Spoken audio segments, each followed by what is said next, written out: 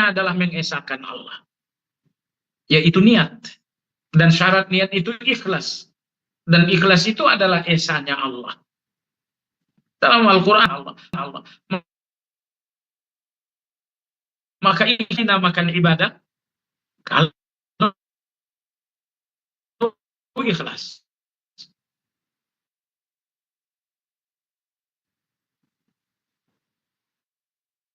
Zakat Anda dinamakan ibadah kalau ikhlas.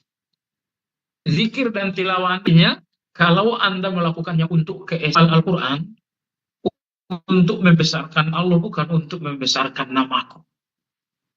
Bukan pula untuk membesarkan nama orang tuaku, tapi untuk membesarkan Allah satu-satunya. Nah, ketika keesaan Allah itu motif Anda melakukan semua kebaikan, maka semua kebaikan itu menjadi ibadah. Orang kafir melakukan bakti sosial. Bukankah orang kafir membantu orang-orang yang sedang terpuruk? Tapi kebaikan mereka, kebaikan namanya bukan ibadah. Jadi kata Imam Isa bin Salam, sebelum Anda mengesahkan uluhiyahnya Allah, berarti Anda belum mengesahkan zatnya Allah. Mengesahkan zat Allah artinya esahkan uluhiyah Allah. Mengesahkan uluhiyah Allah artinya semua ibadah-ibadah Anda hanya untuk Allah Subhanahu wa Ta'ala. Uluhiyah itu artinya ibadah. Itu uluhiyah alias ubudiyah. Itu uluhiyah alias di mengesahkan zat Allah. Nomor satu, esahkan segala warna-warni uluhiyah. Esahkan Allah dalam segala warna-warni ibadah. Di dalam sholat, esahkan Allah. Maksudnya pastikan Allah tujuan sholat, bukan yang lain. Dalam menghafal Al-Quran, esahkan Allah. Maksudnya, dalam menghafal Al-Quran, tujuan Anda Allah, bukan yang lain. Saya ingin sampaikan kepada para santri, perbaharui setiap saat. Saya tidak katakan sekali sehari. Setiap kali Anda menyentuh Al-Quran, bahkan sewaktu Anda sedang membaca Al-Quran, murajaah ataupun ziyadah, usahakan untuk menghadirkan keesaan Allah. Ya Allah, ini untukmu, bukan untukku. Ya Allah, ini untuk keagungan, bukan untuk kehormatan orang tuaku. Saya ingin sampaikan, ketika di setiap Anda mulai sibuk menghafal Al-Quran, baik sibuk ziyadahnya atau sibuk murojaahnya, lalu Anda selalu memperbaharui ikhlas Anda, percayalah, akan turun berkah terhadap Anda. Allah akan berikan berkahnya sehingga semuanya akan terasa lebih mudah. Tolong dipahami ya, menghafal Al-Quran ini targetnya bukan cepat, tapi targetnya adalah berkah. Dan berkahnya hafalan Quran seseorang hanya apabila selalu menghadirkan keikhlasan. Baik, jadi mengesahkan zat Allah, kata Imam Ibn Salam, adalah dengan menjaga keesaan Allah dalam uluhiyah. Apa itu uluhiyah? Uluhiyah itu adalah ubudiyah. Salat adalah uluhiyah, tilawah adalah ubudiyah, bernazar adalah ubudiyah. Apapun ibadah-ibadah Anda itu adalah uluhiyah. Mengesahkan Allah dalam ibadah berarti itu mengesahkan Allah dalam uluhiyah. Keesaan uluhiyah inilah keesaan zat yang pertama.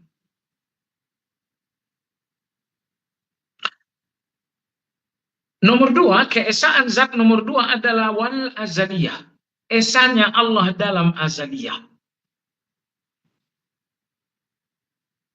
Apa yang dimaksud dengan azaliyah? Azaliyah itu adalah Allah tidak berawal.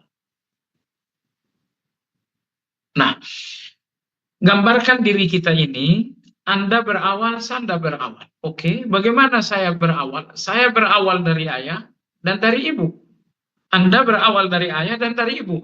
Kalau begitu, awalnya Anda dari dua orang, ayah dan ibu. berarti awalnya Anda ini tidak memiliki nilai keesaan. Tapi apakah awalnya Allah dari ayah dan dari ibu? Tidak. Karena Allah itu tidak berawal. Semua yang berawal dari ayah dan dari ibu. Ketika Allah tidak berawal, itu namanya azali. Disinilah kita melihat esanya Allah. Allah berfirman dalam Al-Quran, Huwal awwal wal akhir. Dialah Allah yang maha awal. Maksudnya maha awal, Allah itu nggak berawal. Tetapi Allah itu awal segala awal.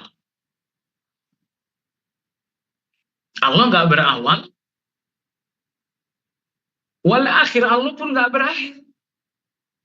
Kenapa Allah nggak berawal? Karena Allah itu memang awal.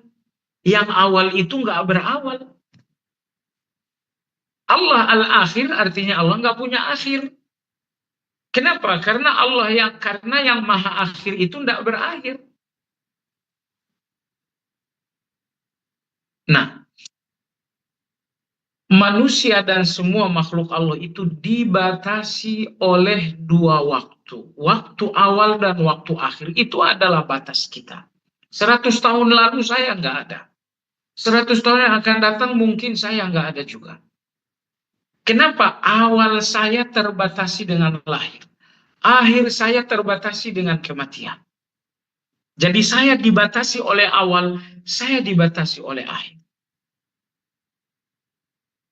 Lantas jarak antara awal saya dan akhir saya, ini yang dinamakan dengan usia. Dan jarak awal saya dengan akhir saya, yang bernama usia itu, ternyata itu tidak lama-lama. Hitungannya paling 40, hanya puluhan tahun saja. Nah, ketika Allah mengatakan, Ana huwal awwal, akulah al-awwal, Allah ingin katakan, aku tidak berawal karena akulah awal. Wal akhir, aku pun tidak berakhir karena aku adalah akhir. Artinya Allah ingin negasin, aku nggak dibatasi oleh waktu. Tidak ada waktu lahir dan waktu mati yang membatasi aku. Sebab waktu itu ciptaan Allah. Ciptaan Allah tidak mungkin membatasi Allah.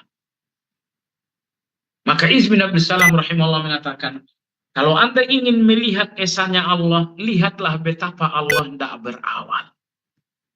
Tidak berawalnya Allah menandakan bahwa Allah itu betul-betul esa. Anda berawal, ya, berawalnya Anda ada orang tua, ayah dan ibu, berawalnya Anda dari ayah dan ibu menandakan Anda nggak esa. Malaikat itu berawal, tapi bukan dari ayah, bukan dari ibu. Berawalnya malaikat dengan pihak lain. Nah, menunjukkan bahwa malaikat itu juga nggak memiliki keesaan. Dia memang tidak berawal dari ayah dan ibu. Tapi dia berawal dari pihak lainnya, itu Allah. Bahwa ada pihak lain yang memberikan mereka sebuah awal, menunjukkan mereka tidak tauhid. Mereka bergantung kepada yang membuat mereka ada. Maka Imam Izz bin Salam mengatakan, kalau ingin melihat esanya Allah, maka lihatlah azalinya Allah. Apa maksud azali? Azali ini istilahnya ulama-ulama mutakallimin. Ya, ini istilahnya orang-orang falsafah. Imam Izz bin Salam rahimahullah menggunakan istilah ahli falsafat karena beliau ingin membantah orang falsafat. Yang dimaksudkan dengan azaliyah dalam bahasa Al-Quran adalah al-awwaliyah. Baik. Nomor 3, Imam Izz bin Salam mengatakan, kalau Anda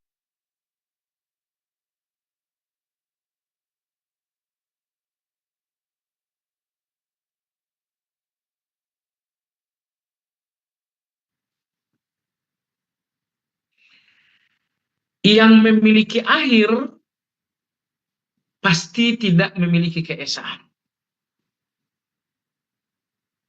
Ya, berakhirnya seorang manusia dengan kematian. Kematian itu dengan melalui malaikat, dengan melalui penyakit, dengan melalui. Kalau Anda sudah melihat akhir, Anda melihat ketidakesaan. Firaun berakhir, padahal dia ngaku Tuhan. Bagaimana dia berakhir? Dia berakhir oleh malaikat maut. Di mana esanya dia ketika dia kalah dengan malaikat maut? Namrud itu mati karena penyakit. Di mana esanya Firaun ketika dia mati berakhir oleh yang bernama penyakit. Semua yang mati berarti kalah. Kalah dengan penyakit, kalah dengan waktu, kalah dengan malaikat. Semua yang mati itu kalah. Sementara Allah itu abadi. Allah itu al-akhir, tidak berakhir. Kenapa Allah abadi? Karena tidak ada yang mengalahkan Allah. Tidak ada waktu yang mengalahkan Allah. Tidak ada sakit yang mengalahkan Allah. Tidak ada malaikat yang mengalahkan Allah. Semuanya ciptaan Allah. Tidak ada yang mengalahkan Allah. Maka Imam Is bin Abi Salam rahimahullah mengatakan, kajilah maha akhirnya Allah. Betapa tidak ada yang bisa memberikan akhir bagi Allah. Dan ini menunjukkan betapa Allah itu esa.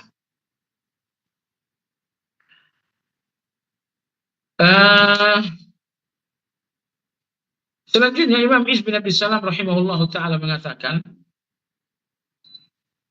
keesaan Allah berikutnya, kata beliau, al-istighna'u 'anil mujibi wal mujid. Bahwa Allah Subhanahu wa taala tidak butuh kepada yang mengadakan dirinya. Untuk ada, apakah Allah butuh sesuatu? Oh tidak. Allah tidak butuh apapun untuk bisa menjadi ada. Tetapi adanya kita membutuhkan pihak lain yang membuat kita ada. Artinya kita tidak esa. Kita butuh Allah yang membuat kita ada.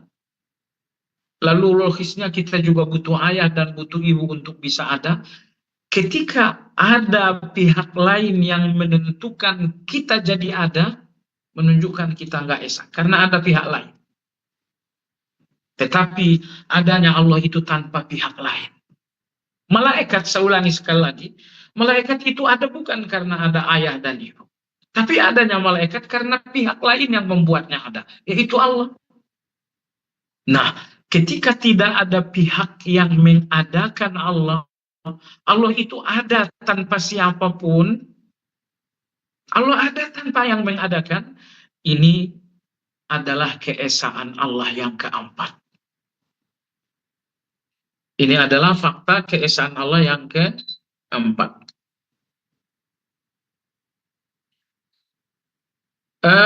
Berikutnya Imam Is bin Abi Salam mengatakan keesaan Allah berikutnya adalah bitaqdisi anis syabihi wan nadhiri ma'a umumi muta'allaqatiha. Di antara bentuk esanya Allah, bahwa Allah itu tidak sama dengan segala bandingan. Artinya tidak ada bandingan bagi Allah. Ya, esa Allah karena tidak ada yang menjadi awalnya Allah. Esa Allah karena tidak ada yang menjadi akhirnya Allah. Esa Allah karena adanya Allah tanpa pihak lain yang membuatnya ada. Nomor berikutnya, esanya Allah karena tidak ada yang sebanding dengan Allah. Tidak ada yang sama dengan Allah. Kalau ada satu orang sama dengan saya, berarti saya dua. Kalau ada dua orang yang sama dengan saya, itu artinya saya masih punya misal, saya masih punya seperti, saya masih punya bandingan. Tapi ketika Allah itu tidak sama dengan siapapun, menunjukkan Allah itu esa. Baik. Saya harap poin yang satu ini diperhatikan baik-baik. Keesaan Allah berikutnya, kata Imam Abdus Salam, memahasucikan Allah dari sama. Dari bandingan.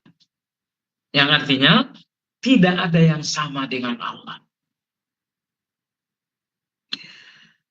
Inilah makna firman Allah dalam surat dalam surat Asy-Syura, laisa kamitslihi syai'un. Tidak ada yang sama dengan Allah. Dalam surat Al-Ikhlas Allah berfirman, walam yakul lahu kufuwan ahad. Tidak ada yang sama dengan Allah. Dalam surat Maryam Allah berfirman, hal ta'lamu lahu samiyya. Apakah ada yang sama dengan Allah? Jadi tidak ada yang sama dengan Allah. Inilah keesaan Allah berikutnya.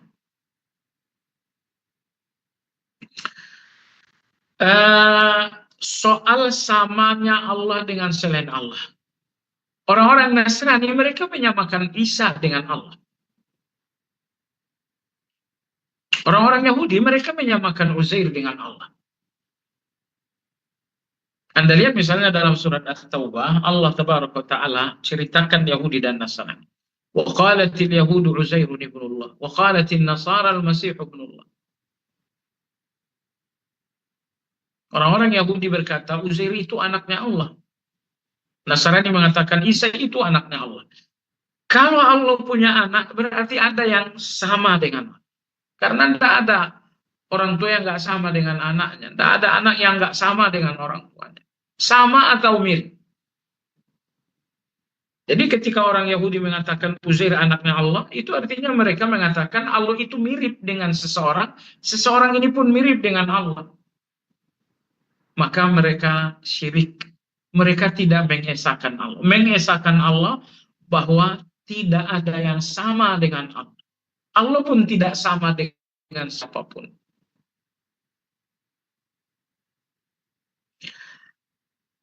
Di titik inilah kerawanan itu terjadi. Seringkali kita menghormati berlebihan sampai ke tingkat seolah-olah kita menyamakannya dengan Allah. Kita sering mengagungkan seseorang, lalu kita mengagungkannya berlebihan, sehingga muncullah bahasa-bahasa yang menyamakannya dengan Allah. Baik, hati-hati. Ini yang dinamakan dengan ghulu, berlebihan dalam menghormati seseorang, sampai-sampai muncul bahasa yang seolah-olah menyamakannya dengan Allah. Misalnya ada seseorang yang pergi ke Madinah, ziarah ke makam Nabi, lalu dia mengatakan, ya Rasulullah, tidak ada yang paling kucintai lagi melebihi engkau. Lantas Allah di mana? Ya katakanlah misalnya, tidak ada yang paling kucintai dari makhluk Allah kecuali engkau. Itu oke. Tapi bahwa kemudian bahasanya umum. Tidak ada yang paling kucintai ya Rasulullah melalui engkau. Cintaku 100% tumpah untuk. Lalu Allah di mana? Jadi hati-hati. Kata-kata pengagungan yang tidak terukur. Sehingga melampaui batas. Melampaui batas dalam arti Anda menafikan Allah.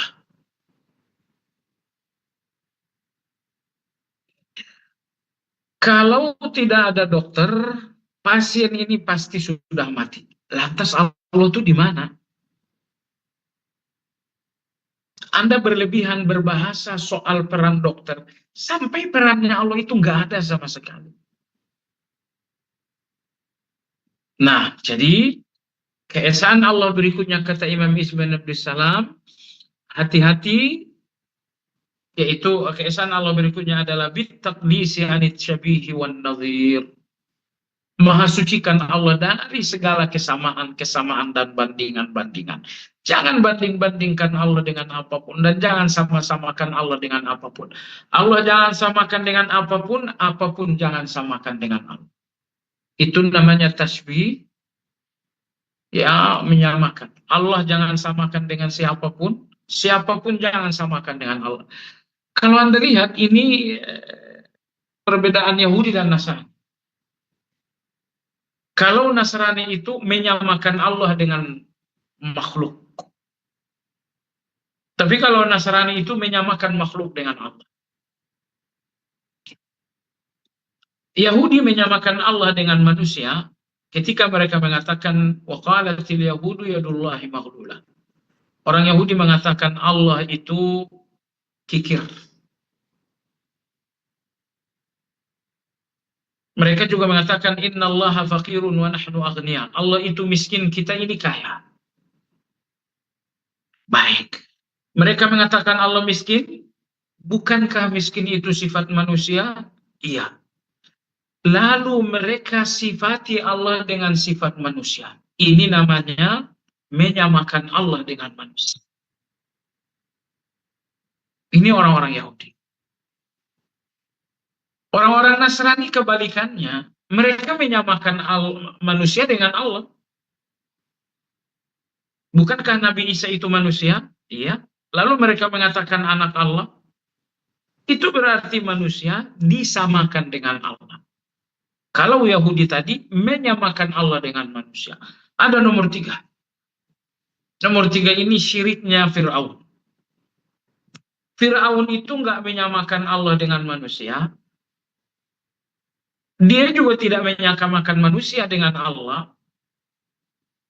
Tapi dia sendiri yang menyamai Allah. Syiriknya Fir'aun ini update sampai sekarang. Boleh jadi Anda, boleh jadi saya. Maksudnya apa? Kalau sifat-sifatnya Allah itu Anda pakai, Anda bersifat dengan sifatnya Allah, Anda menyamai Allah sudah. Sifatnya Allah itu sombong. Tiba-tiba Anda sombong. Itu artinya Anda bersifat dengan sifatnya Allah. Ya, sifat Allah itu sombong. Lalu kemudian ada seseorang yang sombong juga. Artinya dia bersifat dengan sifatnya Allah. Ini syiriknya Fir'aun, yaitu menyamai Allah. Hanya saja Fir'aun menyamai Allah langsung dengan ucapan, dan kita menyamai Allah langsung dengan sifat kita. Walaupun bentuknya berbeda, tapi titik temunya sama-sama menyamai Allah. Hati-hati. Maka di sini Imam Ibn Abi Salam rahimahullah mengatakan, esanya Allah itu, kata beliau, bahwa Anda tidak menyamakan Allah dengan siapapun, siapapun tidak disamakan dengan Allah. At-taqdisu anit tashbih wan nazir. Maha sucikan Allah dari kesamaan-kesamaan dan dari bandingan-bandingan. Baik. Wa nafyul kufi was-sami. Jauhkan Allah Subhanahu wa taala dari kufu dan setara. Jadi nggak ada yang setara dengan Allah. Dan nggak ada yang sebanding dengan Allah. Kalau masih ada yang setara sebanding dengan Allah, berarti Anda belum mengesahkan Allah. Ilmu Allah, nggak ada yang setara dengan ilmunya Allah. Kayanya Allah, nggak ada yang setara dengan kayanya Allah. Kuatnya Allah, nggak ada yang sebanding dengan kuatnya Allah. Jauhkan Allah dari kesetaraan dan dari sebanding. Tidak ada yang sebanding dengan ilmunya Allah. Tidak ada yang sebanding dengan kayanya Allah. Tidak ada yang sebanding dengan kuatnya Allah. Maka Allah itu maha tidak sebanding dengan siapapun.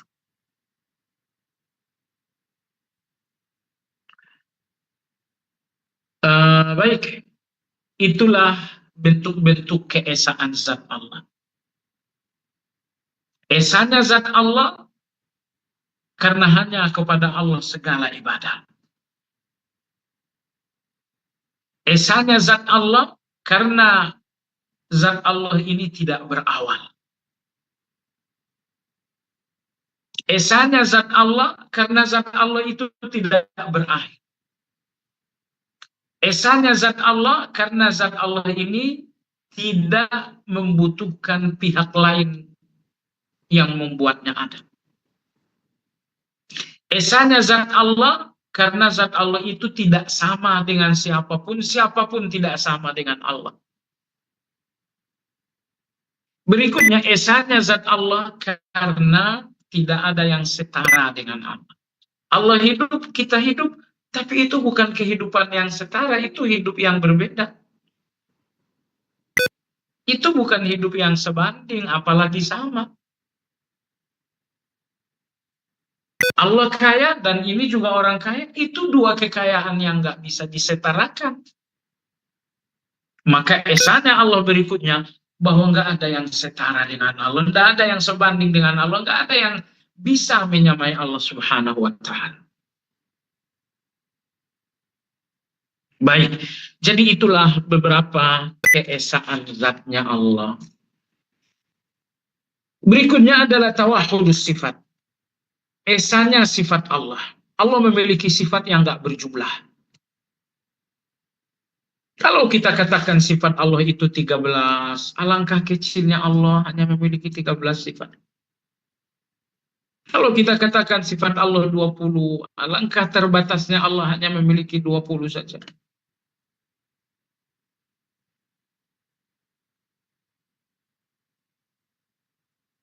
Ahli sunnah wal jamaah tidak membatasi sifat Allah dalam angka tertentu. Karena memang Allah itu tidak terbatasi dengan apapun. Zatnya nggak terbatasi, semua sifatnya pun tidak terbatasi. Termasuk tidak ada angka yang membatasi sifat Allah. Tidak 20, tidak 13, tidak 7. Karena ada yang mengatakan sifat Allah itu 7. Mereka mengatakannya sifat akliyah.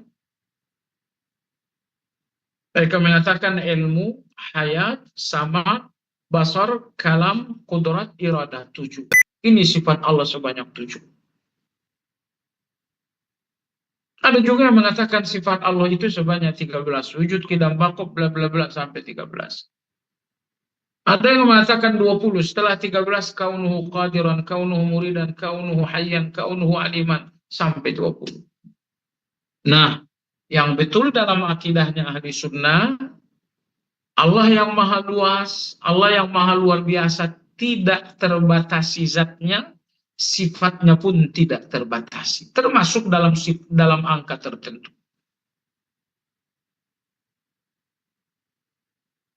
Jadi sifat Allah itu ta'rif la tahdid.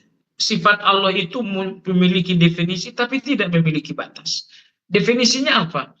Segala sifat kesempurnaan sifatnya Allah. Itu patokan.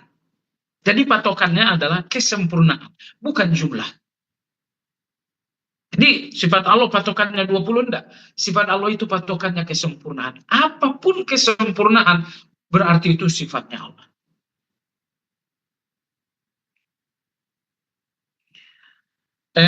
Perlu dicatat bahwa sifat itu ada 3 macam. Pertama adalah sifat kekurangan. Bodoh itu kekurangan. Lemah itu kekurangan. Lupa itu kekurangan. Baik. Maka sifat yang pertama adalah sifat kekurangan. Sifat nomor 2 adalah sifat kesempurnaan tapi terbatas. Anda pintar. Oh, itu kesempurnaan itu. Tapi pintarnya Anda itu terbatas. Itu namanya sifat kesempurnaan yang terbatas. Anda kuat? Ya, kuatnya Anda adalah sifat kesempurnaan. Tapi kuatnya Anda terbatas. Ini sifat yang kedua. Satu sifat kesempurnaan ini tidak ada pada Allah. Tidak ada sifat kekurangan pada Allah. Tidak ada sifat kesempurnaan yang terbatas bagi Allah. Maka sifat Allah itu nomor 3. Kesempurnaan tanpa batas. Allah alim, maha mengetahui, ya pengetahuan Allah itu tanpa batas. Allah ghani, maha kaya, iya kayanya Allah itu tanpa batas. Allah qawi, maha kuat, iya kuatnya Allah itu tanpa batas. Jadi Allah nggak memiliki sifat kekurangan. Allah nggak memiliki sifat kesempurnaan yang terbatas. Allah hanya memiliki sifat kesempurnaan tanpa batas.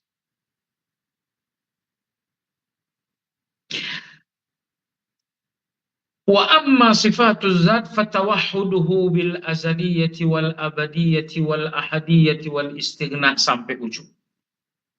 Imam Izz bin Salam mengatakan, bagaimana mengesahkan sifat-sifat Allah. Tadi kita sudah katakan sifat Allah itu semuanya adalah kesempurnaan tanpa batas. Nah, dan Allah Maha Esa dalam sifatnya. Iya. Tidak ada yang punya sifat seperti sifatnya Allah. Nggak ada yang kaya seperti kayanya Allah. Tidak ada yang kuat seperti kuatnya Allah. Maka Allah Esa dalam segala sifat. Esa Allah dalam kekayaan. Tidak ada kekayaan seperti kayanya Allah. Esa Allah dalam kekuatan. Tidak ada kekuatan seperti kuatnya Allah Azza wa Jalla. Baik. Apa pengertian Esa sifat Allah? Kata Imam Izz bin Salam, bil azaliyah. Semua sifat Allah ini Esa karena azali. Apa yang dimaksud azali? Karena tidak berawal. Kayanya saya tidak Esa karena datang dari awal. Aslinya saya miskin, berusaha 30 tahun usaha lalu saya kaya. Berarti kayanya saya berawal. Sementara Allah Maha Kaya tanpa awal. Itulah esanya sifat Allah. Allah Maha Kuat, ya, kuatnya Allah itu tanpa awal. Anda kuat, tapi kuatnya Anda itu berawal. Di usia Anda bayi, Anda betapa Anda kuat sama sekali. Di usia Anda anak-anak, betapa Anda nggak kuat sama sekali. Di usia remaja mulailah Anda kuat, tapi masih sangat rapuh. Berarti kalau nanti usia dewasa telah memberikan Anda kekuatan, kekuatan Anda adalah kekuatan yang berawal. Namun Allah Maha Kuat, kuatnya Allah itu tidak berawal. Yang kuatnya berawal itu kuat tidak dengan keesaan. Yang kuatnya tanpa awal, itulah kuat keesaan. Itu kuatnya Allah. Karena kuatnya Allah itu tidak berawal. Wal abadiyah. Keesaan Allah dalam sifatnya nomor 2 adalah abadiyah. Karena semua sifat Allah itu tidak ada yang berujung. Saya kuat, iya. Tapi itu akan berakhir dengan usia tua. Sifat kuat saya berakhir. Berarti tidak esa. Saya pintar, iya. Tapi pintar saya ini akan berakhir. Berarti pintarnya saya tidak esa. Tapi semua sifat Allah itu tidak berujung, tidak berakhir. Allah Maha Tahu, taunya Allah ini nggak berakhir. Allah Maha Kuat, kuatnya Allah ini nggak berakhir. Allah Maha Kaya, kayanya Allah nggak berakhir. Maka esa sifat Allah, karena setiap esa Allah itu tidak berakhir. Abadi semuanya.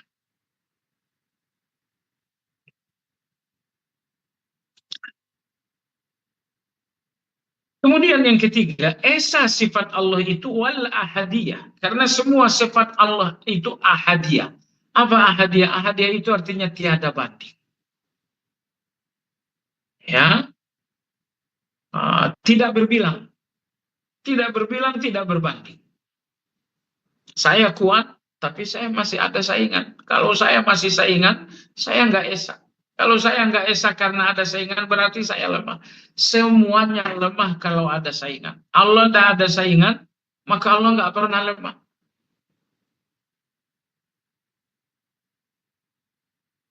Allah nggak ada saingan, itulah al-ahadiyah. Tidak ada saingan bagi Allah. Tidak ada saingan dalam kekayaan Allah. Tidak ada saingan dalam kekuatan Allah. Tidak ada saingan dalam pandangan Allah. Wal istighna'u 'anil mujibi wal mujid.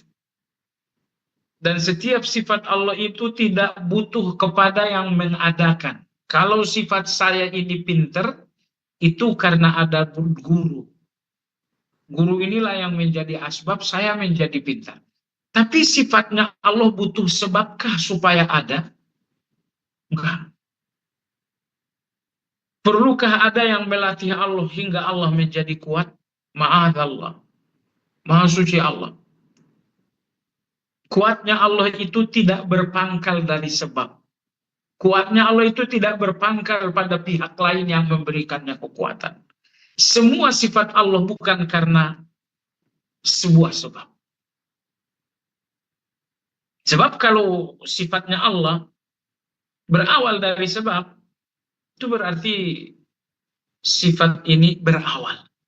Yang berawal itu tidak esa. Wa bitaqdisi 'ani asy-syabihi wan nadhiri ma'a umumi muta'allaqatiha. Kemudian semua sifat Allah itu tidak boleh disama-samakan. Ilmunya Allah jangan sama-samakan dengan siapapun. Dermawannya Allah jangan samakan dengan kedermawanan siapapun. Kalau Anda masih berpikir menyamakan sifat Allah dengan sifat selain Allah, di situ Anda tidak mengesahkan. Karena mengesahkan sifat Allah artinya maha sucikan semua sifat Allah dari menyamakan. Oh, orang ini kuat seperti Allah. Oh, kenapa pakai seperti? Baik. Kemudian tadi dan sekarang saat membahas tentang zat Allah, lalu sekarang membahas tentang sifat Allah. Imam Izz bin Abdus Salam mengatakan ma'a umumi muta'allaqatiha. Ini sebenarnya istilah di kalangan ulama mutakallimin. Umumi muta'allaqatiha artinya umum cakupannya. Apa maksud umum cakupan? Tanpa batas. Semua sifat Allah itu umumul muta'allaq, artinya tanpa batas. Allah maha melihat, iya. Apakah penglihatan Allah itu berbatas? Tidak. Penglihatan Allah itu umumul muta'allaq, tanpa batas. Allah punya ilmu, iya. Ilmunya Allah itu umumul muta'allaq, tanpa batas. Begitu juga dengan zat Allah. Zat Allah itu umumul muta'allaq, tanpa batas. Zat Allah tidak terbatas awal, zat Allah tidak terbatas akhir. Zat Allah itu tidak terbatas tempat.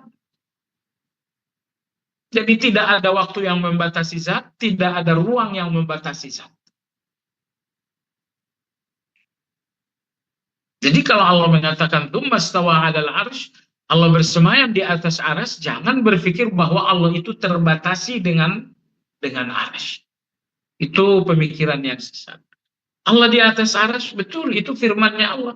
Tapi apakah Allah terbatasi dengan arsy itu? Nah, kata-kata terbatasi itu nggak ada dalam ayat. Ayat mengatakan Allah bersemayam di atas arsy. Iya, tapi apakah Allah terbatasi? Tidak, Allah tidak terbatasi dengan arsy. Kata-kata terbatasi ini tidak boleh diucapkan, apalagi menjadi keyakinan. Jadi Imam Izz bin Abdus Salam mengatakan zat Allah itu umumul muta'allaq, yang artinya tiada batas. Semua sifat Allah pun umumul muta'allaq, artinya tiada batas. Kalau zat kita, ta'alluqnya atau batasnya adalah awal, akhir. Zat kita ini juga batasnya tempat. Kalau kita udah berada di kota wisata, berarti kita nggak ada lagi di Jawa Timur. Kita terbatasi oleh ruang, kita terbatasi oleh waktu. Tetapi zat Allah itu umumul muta'allaq, tidak terbatas dengan apapun.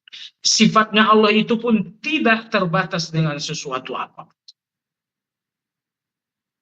Sehingga semua sifat Allah tanpa batas. Ilmunya tanpa batas, kuatnya tanpa batas, kayanya tanpa batas, pendengarannya tanpa batas. Baik. Kita udah bicara 2 poin ya, tentang Maha Esanya zat Allah. Nomor 2, Maha Esanya sifat Allah. Esa zat Allah karena zat itu satu-satunya yang berhak diibadah. Esa zat Allah karena zat itu tidak berawal. Esa zat Allah itu karena zat itu tidak berakhir. Esa zat Allah karena zat Allah itu tiada bandingan, dan selanjutnya. Begitupun dengan esa sifat Allah. Esa sifat Allah karena setiap sifat Allah tidak berawal. dan selanjutnya. Poin ketiga sekarang adalah mengenai asyumuliyah, mengenai cakupan.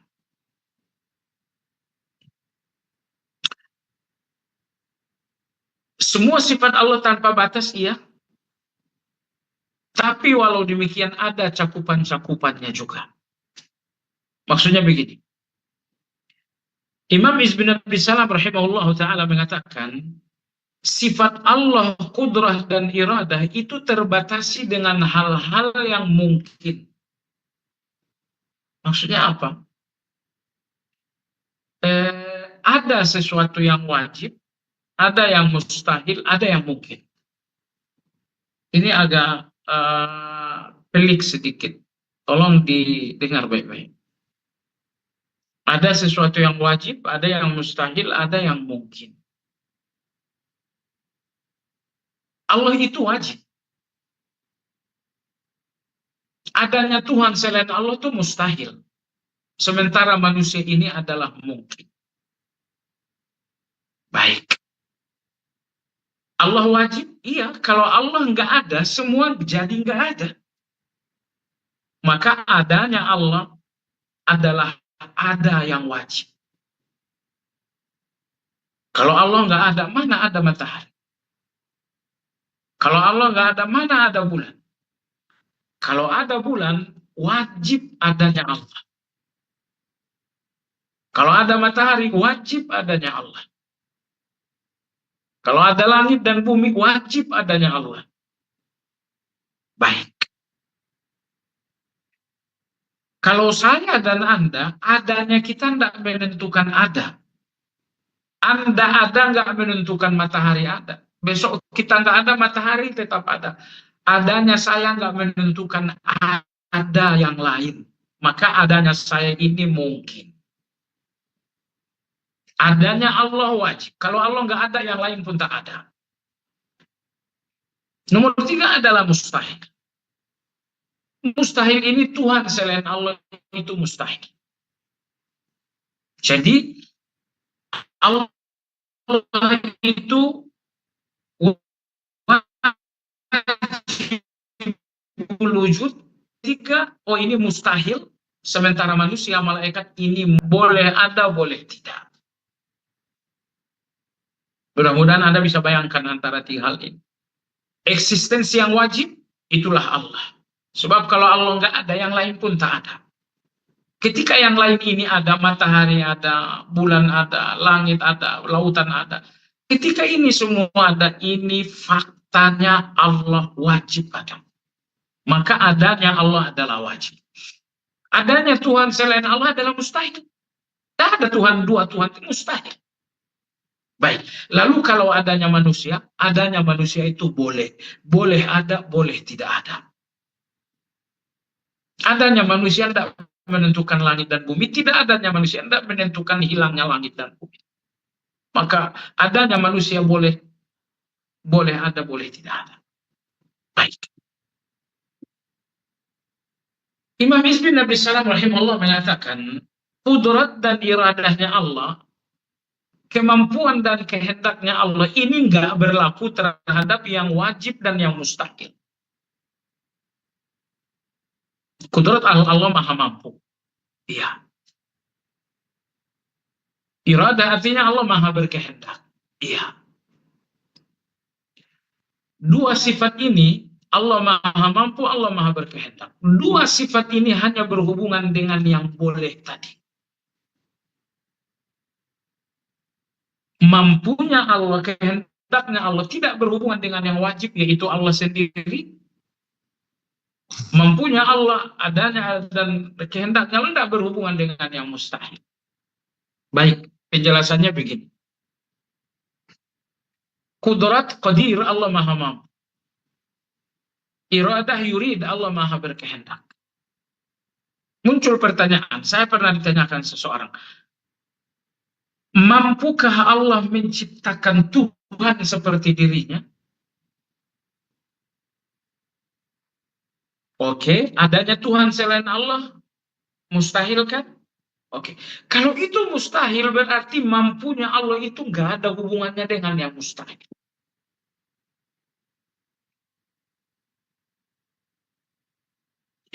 Mampukah Allah menciptakan makhluk sebesar Allah sendiri? Ini saya pernah ditanyakan di Masjid Kota Wisata.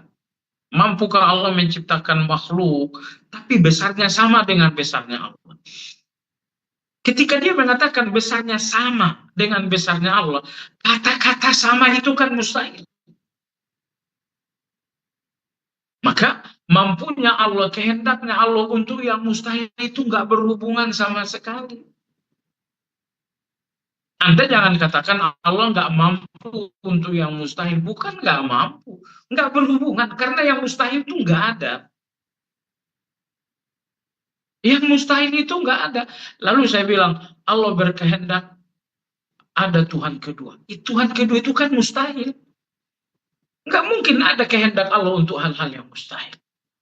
Mampunya Allah itu pun nggak mungkin untuk hal-hal yang mustahil. Kalau begitu, mampunya Allah, kehendaknya Allah hanya untuk hal-hal yang mungkin. Kiamat besok, mungkin atau tidak mungkin. Kalau begitu, itu ada dalam mampunya Allah. Kalau begitu, itu bisa dalam kehendak Allah. Turunnya Nabi Isa dari langit, apakah itu mungkin? Mungkin. Kalau itu mungkin berarti ada dalam berhubungan dengan kehendak Allah, berarti berhubungan dengan kemampuan Allah. Tapi yang mustahil itu nggak ada hubungannya dengan Allah SWT. Nggak ada hubungannya dengan mampunya Allah, juga nggak ada hubungannya dengan nggak ada hubungannya dengan kehendak Allah. Jadi ini dua sifat Allah, yaitu qadirun, Allah maha mampu, yuridu, Allah maha berkehendak. Dua sifat ini tidak berhubungan dengan yang mustahil, juga tidak berhubungan dengan yang wajib. Maksudnya apa? Adanya Allah itu kan wajib. Oke. Apakah adanya Allah karena kekuatan Allah sendiri? Enggak. Apakah adanya Allah itu karena kehendaknya Allah? Ya enggak. Kenapa? Mampunya Allah, kehendaknya Allah, enggak berhubungan dengan sesuatu yang wajib, enggak berhubungan dengan sesuatu yang mustahil, hanya berhubungan dengan sesuatu yang mungkin. Pembahasan ini nyaris tidak ada guna. Hanya saja orang-orang falsafat banyak bicara sehingga dibicarakan juga oleh ulama kita. Orang filsafat itu kan yang bicara. Mampukah Allah menciptakan Tuhan yang kedua? Itu kan pertanyaan orang falsafat. Orang beriman tidak mungkin nanya seperti itu. Tapi pertanyaan seperti ini bagaimanapun harus dijawab. Lalu apa jawabannya? Jawabannya, mampunya Allah, kehendaknya Allah itu nggak berhubungan dengan yang mustahil. Yang mustahil itu kan nggak ada. Kalau yang mustahil nggak ada, maka nggak mungkin dihubung-hubungkan mampunya Allah dengan yang nggak mungkin ada. Tapi segala yang mungkin ada, itu berhubungan. Maka ayat yang berbunyi, Innallaha ala kulli syai'in qadir. Sesungguhnya Allah maha mampu atas segala sesuatu. Sesuatu, apa itu sesuatu? Sesuatu itu adalah semua yang mungkin dinamakan sesuatu. Ya, adapun sesuatu yang nggak mungkin tidak dinamakan sesuatu. Tuhan kedua, apakah itu sesuatu? Itu bukan sesuatu, karena itu nggak ada. Baik. Pembahasan terakhir ini adalah pembahasan tentang ta'alluq ataupun hubungan. Fata'alluqul iradati bit-takhsis wa ta'alluqul qudrati bil ijad wa ta'alluqul kalami bil talab wal iqbal wa ta'alluqul ilmi was sam'i wal basari bil kashf wal ihadati wal idrak fa hadhihi anwa'ut tawahhud wat tafarrud. Beliau mengatakan iradahnya Allah, kehendaknya Allah itu berhubungan dengan taksis, dengan penentuan. Yang menentukan kulit saya putih, kulit saya hitam, kulit saya coklat, itu yang menentukan, itu kehendaknya Allah. Kehendaknya Allah itu berhubungan dengan segala ketentuan. Yang menentukan dia miskin, yang ini kaya, yang ini sedang, yang menentukan itu adalah kehendaknya Allah. Beliau mengatakan, kehendaknya Allah berhubungan dengan segala yang bersifat penentuan. Usianya 70 tahun, usianya 80 tahun, usia fulan ini 90 tahun.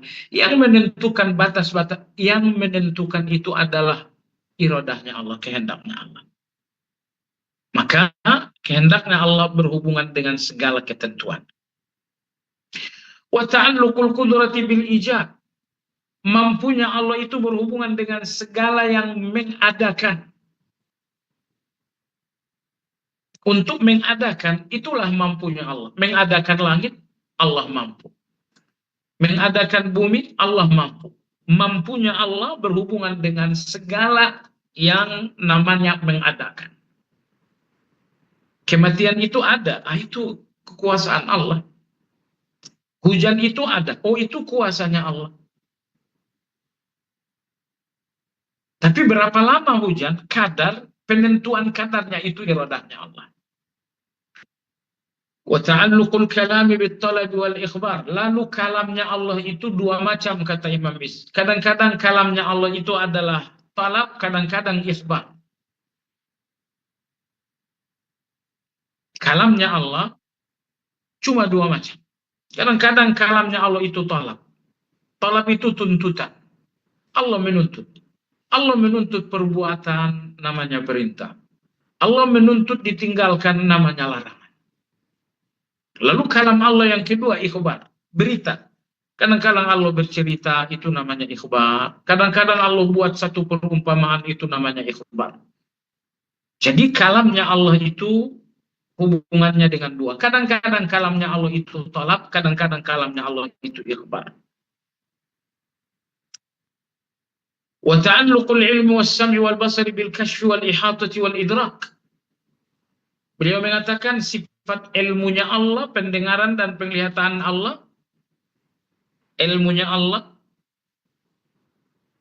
pendengarannya Allah, penglihatannya Allah, ini tiga. Tiga sifat Allah ini, al-kashf wal-ihata. Al-kashf artinya menjangkau, al-ihata artinya meliputi, wal-idrak artinya menjangkau.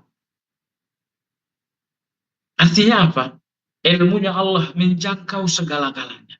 Pandangan penglihatan Allah menjangkau segala-galanya. Kalau pandangan kita, ilmu kita terbatas. Tapi ilmunya Allah itu ihata, meliputi segalanya. Tidak ada yang tidak diketahui oleh Allah. Wasam'u muta'allaqun bikulli masmu'in khafiyin wa jali. Pendengaran Allah itu mencakup segala suara, segala yang bisa didengar, baik bersuara ataupun tidak bersuara. Suara lisan saya terdengar oleh Allah, tapi suara hati saya juga terdengar oleh Allah Azza wa Jalla. Kenyataannya seperti itu. Kadang-kadang kita baru berpikir, baru berkeinginan, belum ngomong, Allah udah kasih. Kenapa? Karena pendengaran Allah itu mencakup segala-galanya, baik yang disuarakan ataupun yang dirahasiakan, semuanya terdengar oleh Allah. Baik, itulah beberapa pembahasan kita malam ini mengenai esanya zat Allah. Nomor 2, mengenai esanya sifat Allah. Nomor 3, mengenai cakupannya, bahwa zat Allah, sifat Allah, dua-duanya mencakup segala-galanya dan tidak terbatas sama sekali. Dan yang terakhir mengenai hubungan. Kudrat dan iradahnya Allah berhubungan dengan yang mungkin, sementara yang lain berhubungan dengan yang mungkin, dengan yang mustahil dan yang wajib tidak. Wallahu ta'ala alam. Sampai di sini kajian kita malam ini. Barangkali ada pertanyaan, dipersilakan.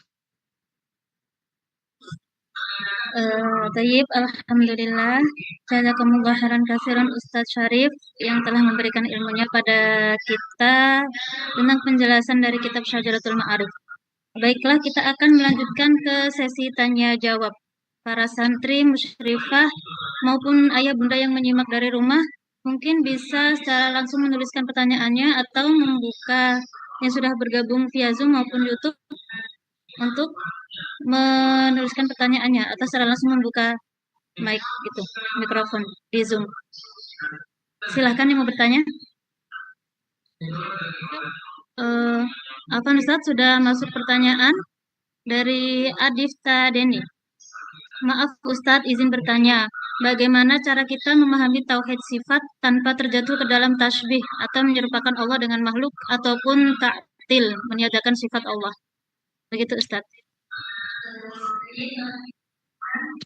Iya. Jadi beberapa kekeliruan bahkan kesesatan dalam memahami sifat Allah. Kekeliruan yang pertama adalah kekeliruan ta'til. Apa itu kekeliruan ta'til? Tadi kita udah bahas, ada satu golongan namanya Jahmiyah, karena yang mendirikannya bernama Jaham. Mereka itu ta'til, tidak mengakui adanya sifat Allah. Allah maha melihat, kata mereka, enggak, Allah nggak punya sifat melihat. Allah maha kuat, enggak, Allah nggak memiliki sifat kuat. Nah, kelompok Jahmiyah ini tersesat dengan ta'til. Ta'til itu artinya mengingkari nama Allah, mengingkari sifat Allah. Berlawanan dengan ta'til adalah tasbih. Orang-orang yang mengakui sifat Allah tapi disamakan dengan sifat manusia. Disamakan dengan sifat manusia. Allah itu maha kuat. Kuatnya Allah itu sama dengan manusia. Allah itu maha melihat. Penglihatan Allah sama dengan manusia. Nah, ini dinamakan dengan tasbih. Kesesatan tasbih ini dinamakan musyabbihah. Itu didirikan antara lain seorang laki-laki yang bernama Daud Al-Jawaliki. Pendiri utamanya bernama Hisham Ibnul Hakam. Maka dinamakan juga dengan Al-Hishamiyah. Maka dalam pandangannya kaum musyabbihah, Allah itu adalah manusia tapi raksasa. Ta'ala Allahu amma yaquluna 'uluwan kabira. Maha tinggi Allah dari tuduhan mereka. Inilah persepsinya kaum musyabbihah, bahwa Allah sama dengan manusia, cuman Allah itu raksasa.